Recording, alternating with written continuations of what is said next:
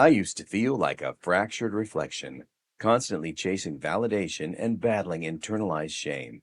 But through specific, intentional practices, I went from a quiet fear to unapologetic pride. In this video, I'm sharing the exact rituals that shifted my self perception, empowering me to embrace my authentic self with unwavering confidence and a deep sense of belonging as a gay man. Hey y'all, Joefer here, the cranky old gay guy. But today I am not cranky. So put on your sunglasses because I am reflective. I used to feel like a fractured reflection, always chasing validation, always battling shame.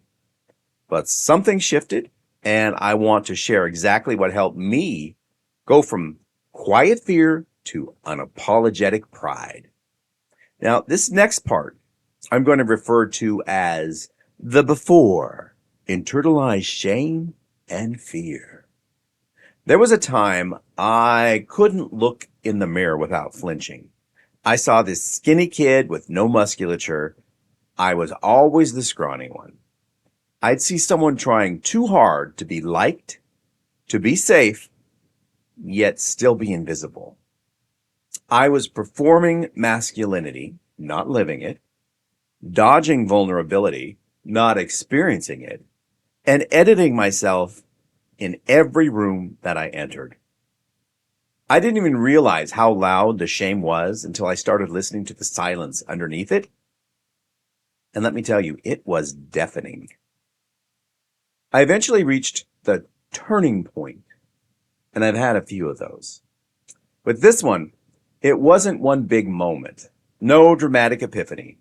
It was small, intentional rituals, things I did daily, even when they felt stupid, and especially when they felt silly.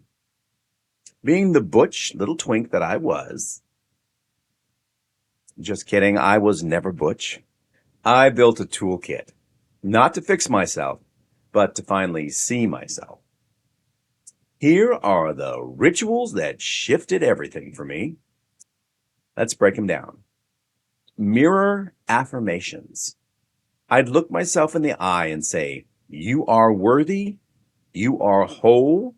Even when I didn't believe it, especially then, I would say them anyway, because words have power, and what you're putting out there is what's going to come back at you.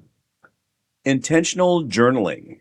Now, this isn't just venting and scribbling on a piece of paper.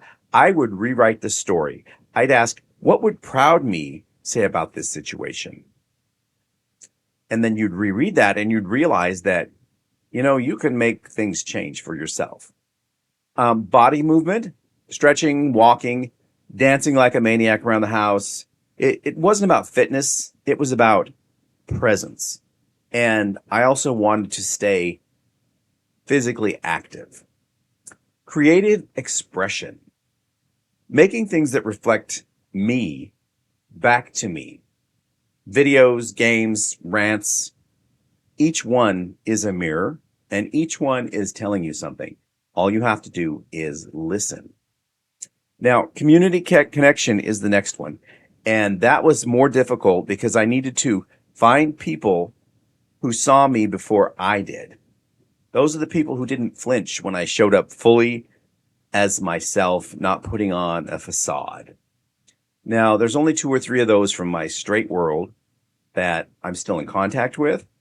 The rest were part of the gay community once I actually came out and started meeting people. And now I'm going to talk about unapologetic pride. No, I'm not talking about being prideful. I am talking about being proud just to be me, seeing where I was and where I'm at now. Today, I am not perfect, but I'm whole. I walk into rooms with my full self. I speak with clarity, usually. I laugh louder. Sometimes it's a chuckle or a smirk. I cry without shame because crying is natural. And I wear my queerness. Yes, I said queerness, that word that I used to despise. I've grown used to it and accustomed to it, and I've retaken it, and now it's not a bad word to me. I wear my queerness like a crown, not a costume. Now, you too can wear a crown, and it can be a king's crown, a queen's crown, a prince, or a princess. That's your choice. And guess what? I'm still cranky, but now it is a feature and it's not a flaw. If you've ever felt fractured, start small, baby steps, but start now.